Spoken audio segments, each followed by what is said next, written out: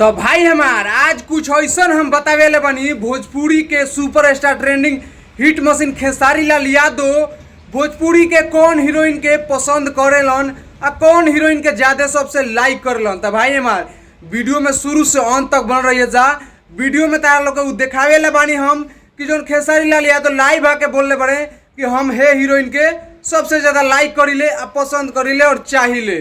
तो भाई हमार का काजल रखवानी होयन, अमरपाली दुबे, अक्षरा सिंह, ऐसा बहुत ही तमाम एक्ट्रेस वालो हीरोइन वालो। तो खेसारी लाल यादव केकरा के पसंद करेले ये वीडियो में शुरू से अंत तक बन रही है जा।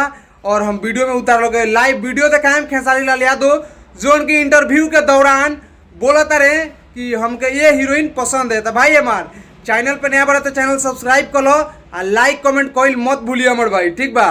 तो भाई हमार भोजपुरी में हमको लगता है कि खेसारी लाल जैसा एकलौता स्टार एगो ये बारे कि जो सब हीरोइन के प्यार दुलार देले हमारे भाई। बात सुन सही सुन जा, नया हीरोइन होके तब या पुरान हीरोइन होके तब सबके प्यार उतने करेले आ प्यार दुलार उतने देले आ काम भी सबके बराबर ही देले। ई ना कि हमके हई हीरोइन पसंद बिया तो एक ही खाली काम देले, सबके काम देले। तो भाई हमार एक बार सुना जाए खेसारी लाल यादव रिपोर्टर के साथ लाइव क्या बोलते रहे।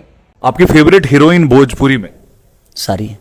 तो भाई हमारी रहे खेसारी लाल यादव भोजपुरी के हिट मशीन जो उनकी पूछला पर कहत रिपोर्टर जब पूछत रहे तो कहत रहे कि हमको सब पसंद है। तो भाई हमारे कर मतलब साफ साफ लौकता कि खेसारी लाल यादव सही में यार गरीब के मसीहा बड़े हमारे भाई।